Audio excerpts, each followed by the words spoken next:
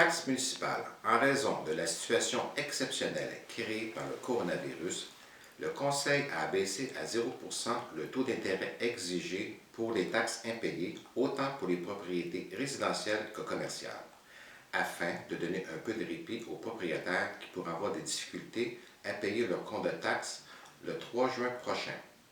Le taux de taxe de 0% est applicable du 1er avril au 30 juin 2020. Cette période pourrait être prolongée au besoin. Parc Genet. Suivant la construction d'un deck hockey en 2019 au Parc Genet sur les Goyers, un budget a été créé en 2020 pour remplacer les infrastructures de jeu qui s'y trouvent et qui sont défraîchies.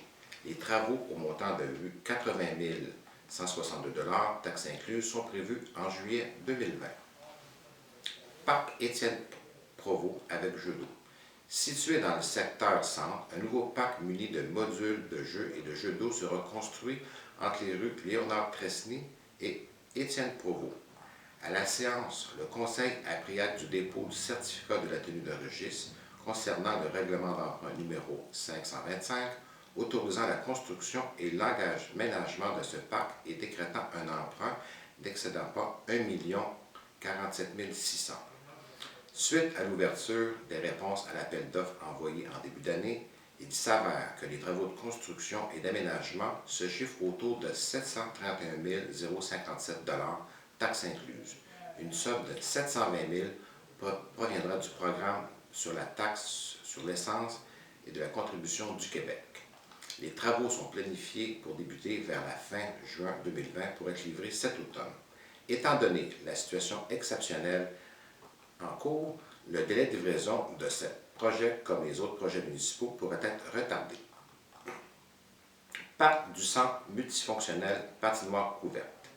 Le 12 juillet 2018, la ville de Carignan a reçu une subvention de 1 542 397 $ du programme de soutien aux installations sportives et récréatives pour réaliser le parc du centre multifonctionnel.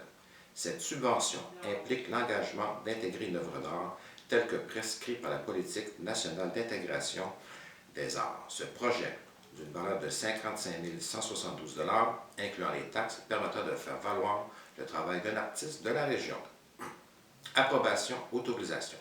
Collecte de branches. Les journées de dépôt des branches prévues au calendrier municipal 2020 sont annulées et sont remplacées par un service de collecte de branches aux résidences.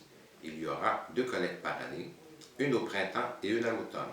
Ce collecteur déchiquetera les branches sur place. Les citoyens seront appelés à observer quelques consignes claires pour profiter de ce service et de le produire aux opérations. Le contrat, établi au montant de 46 679 $, taxes incluses, prévoit des collectes supplémentaires en cas de tempête de vent. Ces collectes sur appel pourront également être effectuées pour des travaux privés organisés par les citoyens aux frais de ces derniers. Demande à la CPTAQ prolongement de la rue Albany. Le Conseil a mandaté la firme EXP pour un montant de 15 866 $, taxes incluses, pour préparer une demande à la CPTAQ pour le prolongement de la rue Albany jusqu'au chemin Bellevue et le prolongement de 2 tronçons de pistes cyclables en zone agricole. Un pour relier le secteur centre au Faubourg Carignan et l'autre pour interconnecter le secteur du domaine au secteur centre.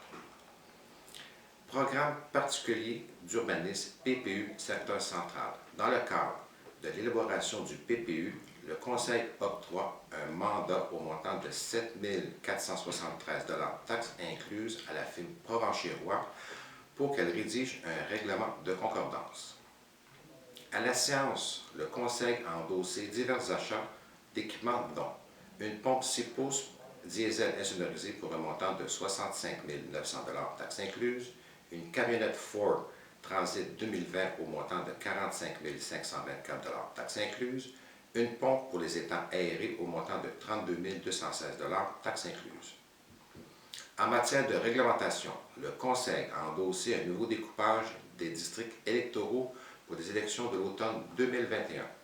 L'ajustement des 6 districts était nécessaire vu l'ajout de 1200 électeurs depuis 2017 et l'obligation d'assurer qu'il n'y a pas plus de 25 % d'écart entre les districts. En conclusion, je vous remercie pour la solidarité présente sur le territoire en ce temps difficile. Vous êtes nombreux à nous entraider entre voisins. On ne lâche pas, ça va bien aller. Merci.